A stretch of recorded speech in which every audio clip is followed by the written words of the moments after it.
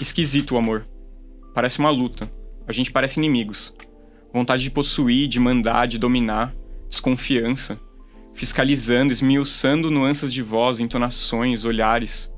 Tudo fica intoxicado, doentio. Entre Roberto e ela já não havia mais hiatos de paz, de amizade, de camaradagem serena. Foi-se embora isso tudo, assim que se disseram as primeiras palavras de amor. Hoje era só aquela tensão, aquela necessidade recíproca e angustiosa de se verem, aquela força bruta que a atirava para os braços dele, com os lábios trêmulos e o coração quase parando. Caminhos de Pedras, da autora Raquel de Queiroz, será um dos livros cobrados na FUVEST, o vestibular para entrar na nossa tão desejada Universidade de São Paulo, a USP. Eu sou Purita, professor do curso Anglo, e sou apresentador dessa primeira temporada do AngloCast, com muita literatura, conversa boa e dicas certeiras para vocês conseguirem entrar na nossa querida USP. E hoje eu estou de novo aqui com ele, o nosso muito mais do que querido Paulo Oliveira, professor de literatura lá do Anglo. Seja bem-vindo, Paulo. Valeu, Purita. Obrigado mais uma vez por essa oportunidade para a gente falar de literatura brasileira. Agora vamos falar do romance do século XX e de vestibular. Vamos lá. Em Caminho de Pedras, o leitor acompanha a trajetória de Noemi. Jovem, casada e mãe de um menino, ela divide o seu tempo entre o trabalho, os afazeres domésticos, a maternidade e as reuniões do grupo comunista para discutir a situação do proletariado e encontrar formas de atuar politicamente na busca por melhores condições de vida. Nesses encontros, ela conhece o jornalista Roberto e se forma então um triângulo amoroso repleto de tensões e dilemas, especialmente para Noemi, que enfrentará os preconceitos da sociedade do período. Vamos falar sobre a autora? Primeira mulher a ingressar na Academia Brasileira de Letras e a receber o Prêmio Camões, Raquel de Queiroz é uma autora de destaque da literatura social nordestina.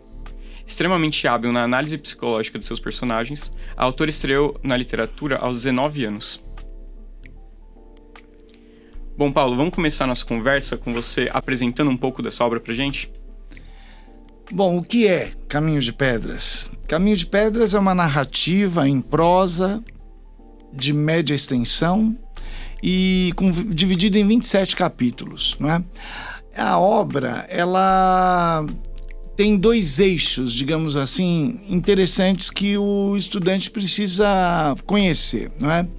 Um eixo de caráter mais pessoal, subjetivo e que gira em torno do amor que uma mulher, Noemi, vai sentir por um homem, não é?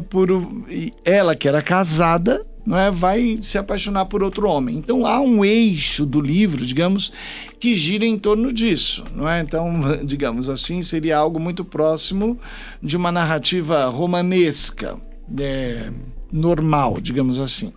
Mas o livro tem um outro eixo muito interessante de forte caráter social, que é o retrato das dificuldades de implantação de um movimento de esquerda na cidade de Fortaleza, no Ceará, nos anos 30, não é?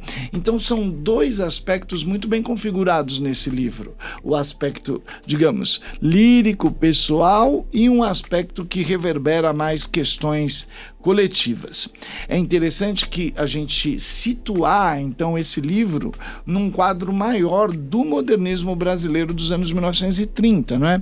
Que foi um momento áureo do romance nacional, não é? Porque nós tivemos escritores fantásticos, não é, nordestinos, e que abordaram, não é, de maneira muito crítica a relação do ser humano, tanto com a natureza, a relação do ser humano com a natureza e a relação do ser humano com a sociedade.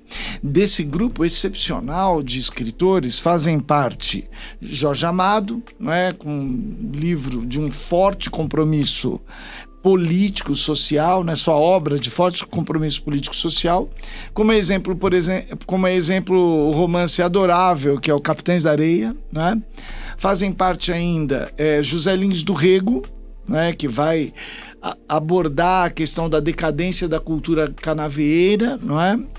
Que estava sendo trocada pela produção industrial do açúcar, aquela antiga cultura do engenho sendo transferida para a produção industrial, não é?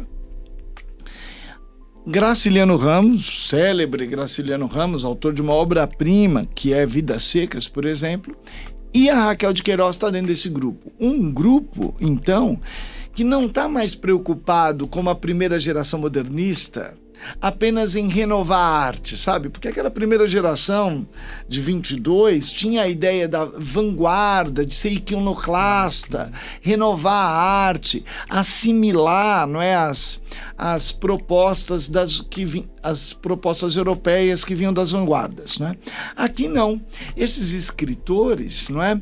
Eles não vão estar preocupados em renovar a arte, eles vão estar preocupados em abordar a questão social brasileira e principalmente nordestina. A Raquel de Queiroz teve um papel muito importante nisso, sabe, Purita? Porque ela é incrivelmente vocacionada para a literatura. A Raquel de Queiroz, assim, com 15, 16 anos, já estava publicando texto em jornal, sabe?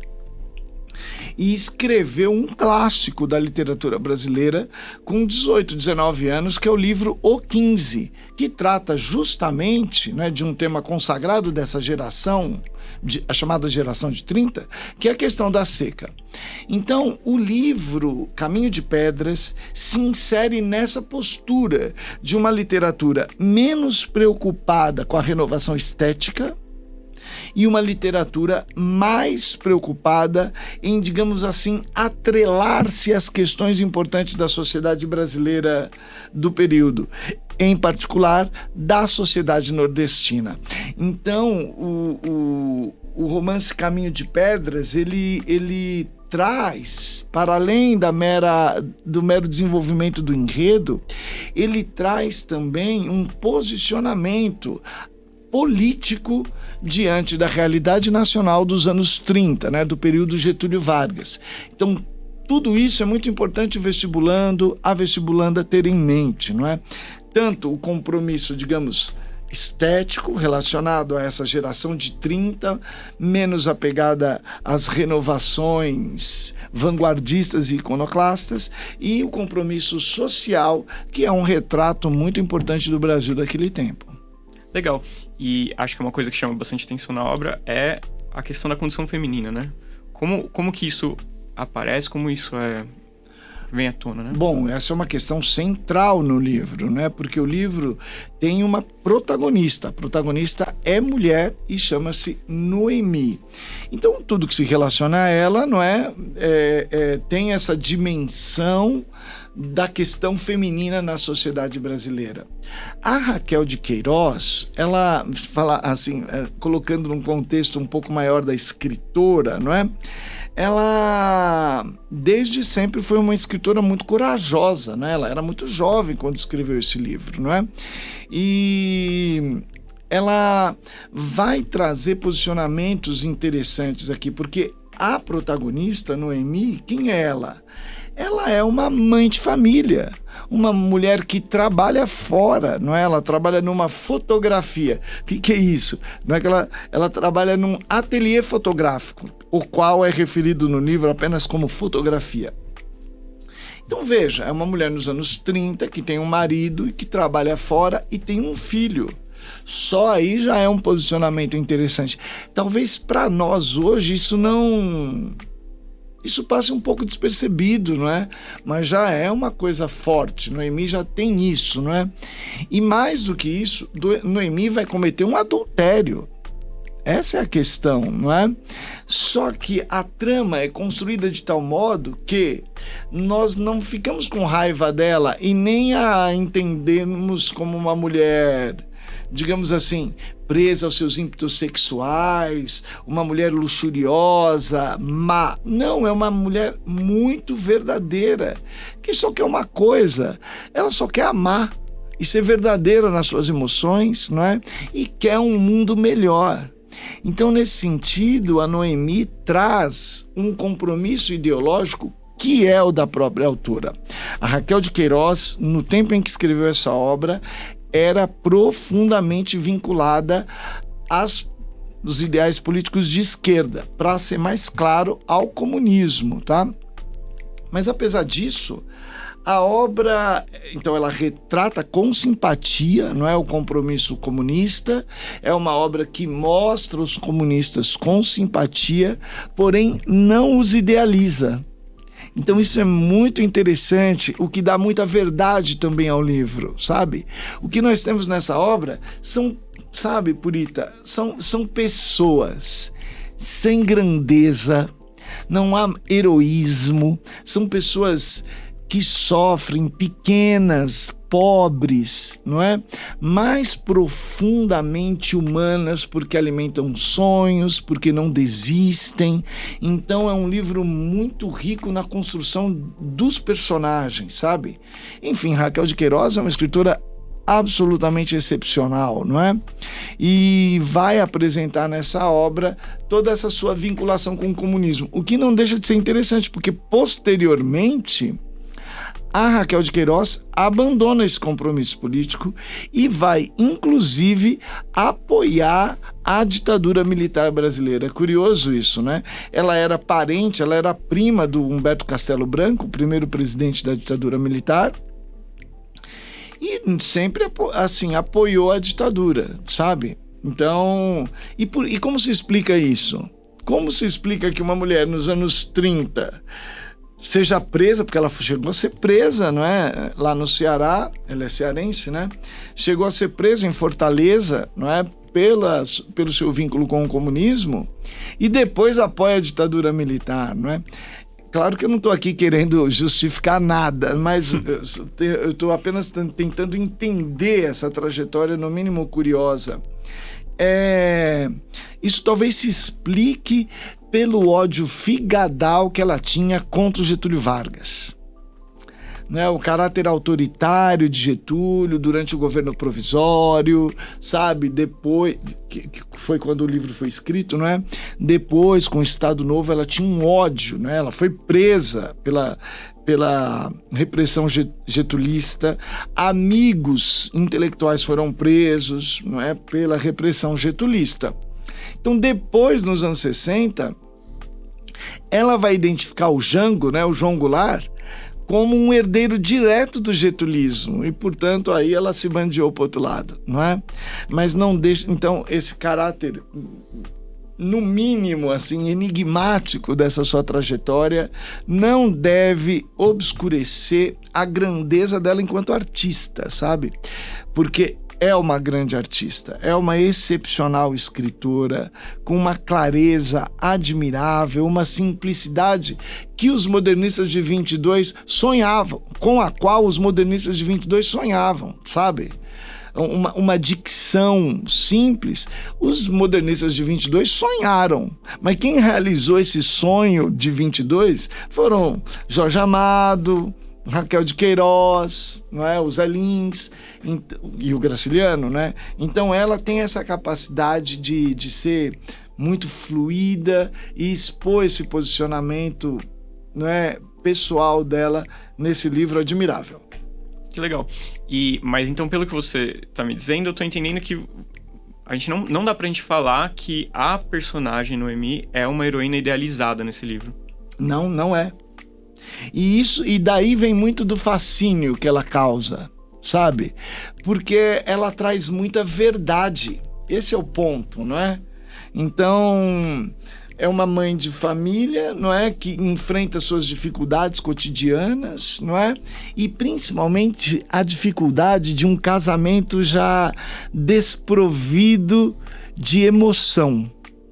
Então o casamento para ela, não é? O casamento com João Jacques é o nome do seu marido, não é? O casamento meio que apagou uma chama que ela alimentava durante a sua adolescência, a juventude, que é uma chama assim de um mundo melhor, não é? O impulso de viajar, conhecer outras culturas, um impulso de liberdade. O casamento com João Jacques meio que foi apagando isso tudo, não é?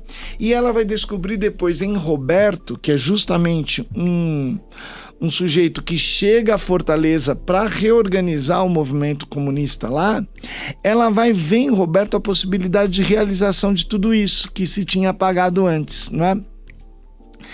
Então, veja, ela vai se inclinar a essa relação afetiva com Roberto, ela vai partir para isso, porque ela só quer uma verdade, ela quer a verdade do amor, entendeu? Ela não quer... De repente ela nota, e é um momento muito forte do livro, né? Ela nota que o outro, né? E com essa expressão geralmente se identifica o amante, não é? ela fala que o outro é João Jacques. Tinha passado a ser João Jacques. Ou seja, a relação afetiva verdadeira ela tinha com Roberto, né? Então é um livro que, retratando as dificuldades dessa mulher nessas questões sentimentais, fala também da questão comunista, porque, como eu disse, são dois focos que vão magistralmente entrelaçados pela autora. O foco pessoal dela, essa questão de amar um outro homem, ter que dissolver um casamento, mas também a questão relacionada a Roberto, de como ele chega e vai encontrar dificuldades no movimento comunista. Legal. E também, pelo que eu entendi, mas também sem a gente poder dizer que essa é uma obra comunista. Olha, vamos lá. Essa é uma questão interessante, porque é o seguinte, existe na literatura um certo gênero de literatura que é chamado romance proletário, ou realismo socialista, que foi até um movimento assim, artístico de caráter até internacional. Vários países apresentaram isso, não é? E nesse tipo de romance típico, digamos assim, do compromisso comunista, o que é normal? O normal é que os personagens identificados com o comunismo sejam idealizados. Por exemplo, eu citei agora há pouco o Capitães da Areia. O Capitães da Areia pode ser entendido como um exemplo disso. Capitães da Areia, que eu também acho um romance adorável, enquanto realização literária, o Capitães da Areia é um panfleto comunista. O que eu quero dizer com isso? É uma obra de propaganda comunista. Tudo bem? De tal maneira que os personagens ali, eles vão passar por várias provações até que encontram um caminho de redenção, digamos assim, que é o comunismo, tá? Então, Pedro Bala, não é, que é o líder dos meninos de rua lá do livro Capitães da Areia, ele termina o livro virando um revolucionário, sabe? Aqui, você me perguntou, é comunista? Então, vamos lá. Eu diria que sim, mas bem diferente da idealização do comunismo. Eu diria que sim, é um livro que apresenta com simpatia os personagens vinculados ao comunismo. E o que eu quero dizer com simpatia? Eu quero dizer que nós os conhecemos e admiramos seus ideais. Eles querem um mundo melhor, não é? Eles querem lutar contra as injustiças, não é? Eles são desprovidos de egoísmo, num primeiro momento, pelo menos. Depois eu até cito um episódiozinho que destoa, né? Eles seriam, então, desprovidos disso. Então, os personagens comunistas são apresentados de maneira simpática. Porém, o livro, por exemplo, o livro não idealiza o movimento comunista, que é um movimento radicalmente fraturado. Então, vou aproveitar essa pergunta para falar desse aspecto. Como que os comunistas são apresentados, né? Como o comunismo, ainda incipiente lá no Ceará, é apresentado? Por meio de reuniões em que o Roberto chega como um intelectual, não é? Para meio que organizar a luta política daqueles trabalhadores. Então, veja, Roberto é um intelectual de origem burguesa, não é? Que chega ali para organizar os trabalhadores. E o que ele contava? Encontrar simpatia e logo o reconhecimento dele como a figura de um líder, não é? E o que ele encontra é bem o contrário disso, não é? Ele encontra desconfiança, não é? Os militantes olham para ele e falam assim, mano, esse cara aí vem de novo, vem querer mandar na gente, ele é um burguês, sabe? Quem é ele, não é? Não, o movimento tem que ser feito o movimento operário, tem que ser liderado por um operário. Só que aí há um impasse, o operário não conhece a teoria que o intelectual conhece. E quando eu falo teoria, não é? São, sei lá, o Manifesto Comunista do Marx e Engels, né? Não conhece a teoria comunista, as obras propriamente ditas, né? Então haverá na obra uma clara oposição no movimento político, né? Entre os tamancos e os gravatas. Quem seriam os tamancos? Os operários, a gente simples, que não lê, ou que lê com dificuldade, não é? E de outro lado, os gravatas, que são os intelectuais que aderem à causa operária por simpatia e, como é dito em relação ao próprio Roberto, por sentimentalismo, não é? Então esse comunismo que é apresentado na obra é um comunismo sem idealizações. Esse é o ponto. É um movimento fraturado, as pessoas batem cabeça e mais, hein? Eles terminam presos, o movimento dissolvido, não é? Então repare que não é uma trajetória gloriosa. Então o livro ele se diferencia de certa tendência da literatura nesse sentido, dessa literatura de esquerda, não é? O livro se diferencia nesse sentido, porque nós não temos trajetórias heróicas, pelo contrário, são pessoas só com dificuldades, sem grandeza. É um livro de pessoas, como disse o Graciliano Ramos, é um livro de pessoas miúdas, não é? Mas que são profundamente admiráveis, são humanas e cheias de defeitos e qualidades, como todo mundo é. Então, nisso reside, além do estilo, né, tão maravilhoso da Raquel, uma das qualidades dessa obra.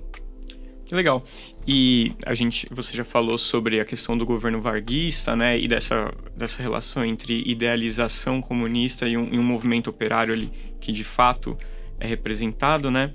Eu fiquei pensando, né, de que maneira que esse romance repercute os assuntos que são ali urgentes, atuais daquela sociedade brasileira dos anos 30, né? Eu acho que repercute justamente por abordar essa questão política, né? Então, lembrando, né, a questão de base, gente, é o seguinte, que o livro tem esses dois aspectos. Vamos pensar assim, a relação de Noemi com o marido João Jacques e com Roberto, o líder comunista, e de outro lado a questão da organização do movimento em si mesmo. Ora, como o livro repercute os temas da sociedade brasileira dos anos 30, por essa mesma polarização, pelo retrato da repressão política. Porque o governo Vargas, não é, ele perseguiu, não é, qualquer um que se aproximasse do Partido Comunista, não é, perseguiu Prestes, não é. A Raquel de Queiroz foi presa, não é. Então o livro repercute primeiro esse aspecto da repressão política. Há um comício, há um episódio, sabe, que pessoas simples numa praça ali sobem num banco e começam a falar das dificuldades. Uma mulher grita que o marido estava preso só porque participou de uma greve. Um outro fala da carestia, não é? E esse movimento, sei lá, natural, não é? É duramente reprimido pela polícia. A polícia que chega e já agredindo, não é? Inclusive há um homem negro que morre nesse episódio. Então há um retrato da repressão nos anos 30. Agora, por outro lado, não é? Aquele outro eixo, digamos, de interesse do livro, que é o eixo pessoal da Noemi, também tem interesse na medida em que mostra uma mulher enfrentando, não é, os preconceitos sociais, preconceitos esses, inclusive dos colegas militantes de esquerda, não é? Um preconceito social contra a mulher livre, que é isso. E se a gente lembrar da lista Fulvestre, né, pensando assim, gente, vamos lembrar o que a Narcisa Amália, o que a Nízia Floresta no Opúsculo Humanitário está querendo? Que a mulher fosse livre. A Nízia Floresta chega a citar nações em que o divórcio é aceito, citar elogiosamente as nações em que o divórcio é aceito. Então, aquilo que era teoria, desejo na Nízia Floresta, a Noemi realiza. Entendeu? Então ela tem este impulso de enfrentar, movida tanto por uma insatisfação política com o mundo, mas movida também por um sentimento, né, que é o sentimento do amor. Então, nesse sentido, é uma obra bem legal, assim, sabe? Porque mostra uma mulher que a trajetória de Noemi seria aplaudida pela Nízia Floresta. Entendeu? O posicionamento feminista da Nízia em Opúsculo Humanitário valorizaria esse desprendimento de Noemi em relação ao marido, o fato de ela trabalhar, buscar independência, não é? Então tudo isso é um retrato, sabe, Purita, de um Brasil em transformação, né? Um Brasil urbano, né? Em que a mulher já trabalha, que a mulher tem a coragem de sair de casa. Ela vai ser, inclusive, despedida de seu trabalho porque largou o marido. Então, mas ela, assim, não desanima, não. Ela não fica sofrendo, não. Ela vai atrás do trabalho, procura conversar com pessoas. Então, é uma mulher... admirável, a Noemi, nesse sentido, pela sinceridade com que ela é fiel a si mesma. Eu acho isso muito bonito nela, né? É fiel ao amor, é fiel aos sonhos, né, de querer um mundo melhor. E a última cena do livro, nossa, a última cena é tocante, não é?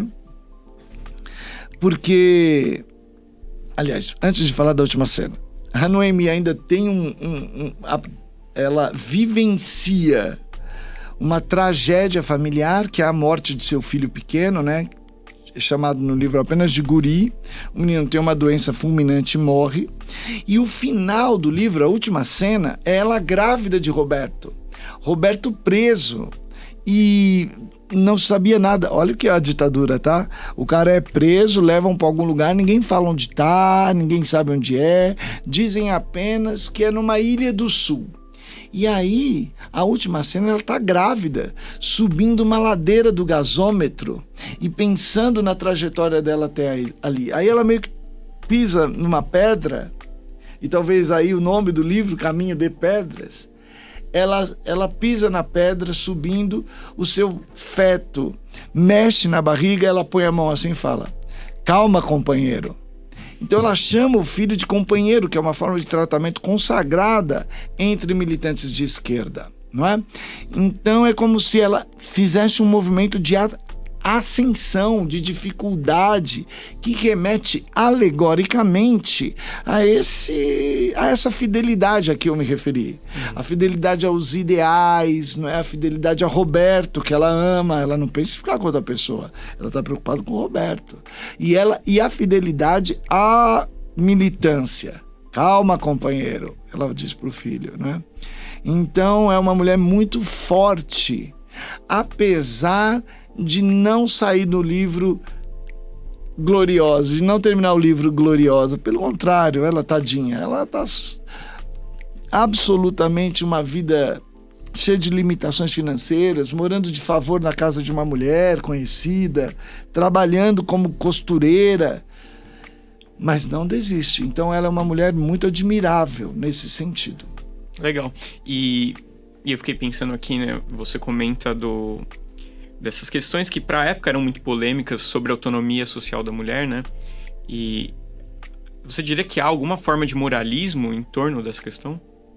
Eu acho que no livro... Bom, há no livro o registro de moralismo, não que a obra seja moralista. Porque nós terminamos o livro, sabe, simpatizando com a Noemi. Foi aquilo que eu falei, né? Não há idealização dos comunistas, mas eles são construídos de tal forma que o leitor, a leitora simpatizem com eles, não é? Mas, como eu falei, há o registro do moralismo típico da sociedade patriarcal dos anos 30. Um exemplo disso é o Seu Benevides, o patrão dela na fotografia, não é? Um cara que tem uma pinta de artista, né? Fotografia na época era só num ateliê que se tirava, né? E a Noemi, eu até brinco, eu falo que a Noemi é o Photoshop da época, porque ela trabalhava retocando, né, as fotografias, não é? Esse cara, ele é um cara que quando a clientela é basicamente famílias, não é? Que vão tirar fotos assim de formatura, primeiras comunhões, crismas. E aí o cara, quando vai adolescente lá, menina adolescente, ele as olha com um olhar muito, a expressão é do livro, um olhar muito anatômico, sabe?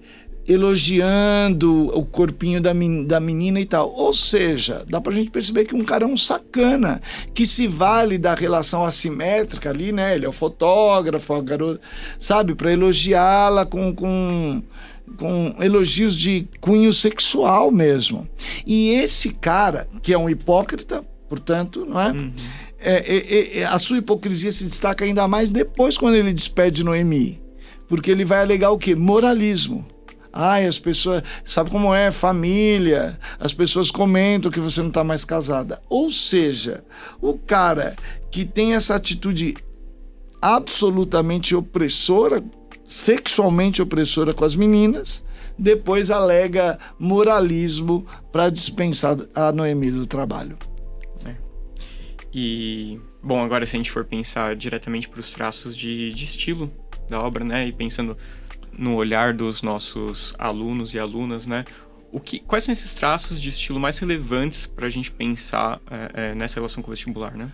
Olha, o estilo, como eu já meio que antecipei aqui, é um estilo muito fluido, de leitura muito simples. Então, depois que a gente sai de Nebulosas, por exemplo, pega Caminho de Pedras, é uma delícia, né? Porque eu falo isso pela minha experiência em sala de aula, né? Os alunos e alunas como um todo não veem maior dificuldade nesse livro, né? Então é um estilo muito simples de leitura fluida, o que explica, aliás, né, o sucesso, né, da Raquel de Queiroz. Ela é uma best-seller, né?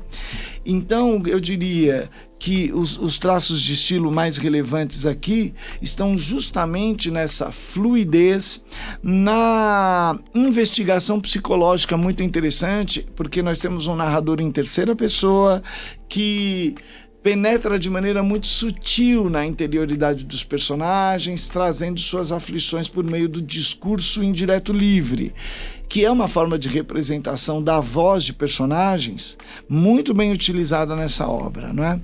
Enfim, é uma grande escritora, né? O estilo está nisso, eu diria, né? O traço de estilo mais relevante está na fluidez, no uso bem realizado do discurso indireto livre e na capacidade impressionante de criar personagens, não é? Então os personagens da Raquel de Queiroz, eles, sei lá, são muito verdadeiros, não é? É bem diferente. Então há um impulso, há um realismo nessa obra que será muito diferente, por exemplo, do que a gente vai ver em Canção para Ninar Menino Grande, da Conceição Evaristo, em que predomina o discurso mítico. Então é uma outra coisa ali na Conceição Evaristo, as coisas são muito mais alegóricas, a fala se aproxima do mito. Aqui não é? Toda essa fluidez é muito atrelada, digamos assim, a uma realidade cheia de limitações dos personagens. Legal, professor. Bom, e você já sabe, enquanto a gente vai conversando, o nosso ilustrador Bruno Barbosa vai fazendo um mapa mental bem legal para quem quiser acompanhar e tiver lá na comunidade no Instagram, o Ângulo Compartilha. Então, se você ainda não faz parte dessa comunidade, se inscreve lá. E se por algum acaso você ainda não faz parte do canal do Ângulo Vestibulares, se inscreve lá, dá like no vídeo e compartilha com os amigos. Ajuda a gente a espalhar essa mensagem para ajudar os vestibulandos desse Brasil inteiro. Pintou aquela dúvida, quer fazer um comentário? Manda lá pra gente. Paulo, a gente perguntou no Instagram pro pessoal o que eles queriam saber da obra, então a gente recebeu algumas perguntinhas, beleza? Vamos lá. Então, ó, a Mariana perguntou, a Raquel de Queiroz criticou ou apoiou o comunismo no livro? Eu acho que isso já tá um pouco dito, mas acho que era legal frisar um pouco nessa resposta. Então, olha, Mariana, né? Olha, Mariana, é o seguinte, apoiou sem idealização, não é? Apoiou sem mostrá-los como vencedores. Apoiou mostrando, digamos assim, o compromisso deles ao ideal ao ideal comunista de uma sociedade melhor, não é? Então a obra, eu acho que eu já usei essa expressão aqui, a obra ela é simpática ao comunismo nesse sentido, mas muito realista na apresentação do movimento comunista, como um movimento todo fraturado, em que há certas ingenuidades, não é? Por exemplo, entre os gravatas, né, entre os intelectuais que querem apoiar o movimento, tem uma hora que, numa brincadeira entre eles na praça, fica exposta a intenção de um que era assim: essa revolução tem que acontecer logo para as moças darem bola pra gente. Tipo assim, o cara sonha com a revolução do comunismo porque quer namorar as meninas bonitas, as quais, segundo ele, não é, só dão preferência aos burgueses ricos. Então o cara sonha com uma revolução socialista para poder ficar com as garotas, entende? Então isso não é lá, digamos assim, um grande elogio a esses jovens intelectuais, não é? Mas também é muito humano. Entendeu? Então quando se a colega perguntou se é comunista, eu diria que é comunista, mas a gente tem que saber o que isso significa, não é? Porque eles não vencem, eles se dão mal no livro, porém há uma simpatia, há uma grandeza entre eles. Há também aspectos meio egoístas, como esse que eu acabei de descrever, mas no geral, o que fica são pessoas querendo lutar por um mundo melhor. Então é nisso que reside o comunismo desse livro. Interessante. E a outra pergunta que a gente recebeu também fala justamente algo que você comentou sobre a relação com a teoria comunista, a divisão ali dos gravatas e dos... Sim. E dos tamancos, né, que vai perguntar, bom, se esse livro tem relações com os sociólogos Marx e Engels, que estão justamente os autores ali do Manifesto Comunista, né, e grande parte da obra da teoria comunista, né. Uhum. Acho que fica um pouco, a resposta é um pouco essa, né, tem uma relação com essa teoria, mas não é idealizada, né, isso aparece na figura do Roberto, né. Isso, dos intelectuais que conhecem essa teoria. Então o que fica muito claro, sabe, e é uma questão que aparece também na obra de outros autores, inclusive na poesia de Drummond. O que é? É um impasse. Qual é esse impasse? O impasse do intelectual que quer se aproximar do trabalhador, o qual, segundo a teoria, deveria ser o protagonista da revolução. Ocorre que o trabalhador não leu o Marx e o Engels. Quem leu é o intelectual. Só que o intelectual não é o trabalhador. Então esse livro retrata esse impasse. Sabe? Que a gente vai ver, como eu disse, em outras obras, não é? E aqui esse impasse se manifesta na frustração de Roberto, diante da recepção hostil que ele tem dos operários. E aí um Felipe, né, que é um dos personagens do livro, diz assim para Roberto: mas olha, essa hostilidade, ele diz com outras palavras, né? Ele diz, mas essa hostilidade se explica justamente porque eles já têm alguma consciência. Porque se não tivesse consciência nenhuma, eles simplesmente iam ver você como herói, né? Então, uma coisa que se ressalta muito dessa questão aí, que a colega perguntou, Marx e Engels, é esse impasse, então, do intelectual que quer, como eu direi isso com cuidado, que quer doutrinar no sentido de apresentar a doutrina, as ideias do Marx e Engels, sem ser operário. Então, o livro mostra esse racha de maneira muito genuína e bem feita, bem acabada literariamente. Cara, que legal. Adorei a conversa, Paulo. Obrigado por estar aqui. Obrigado pelos nossos ouvintes e espectadores aí por acompanhar nossa conversa. Espero que a gente tenha ajudado bastante. E abro aí a palavra para você falar um último adeus aí pro pessoal.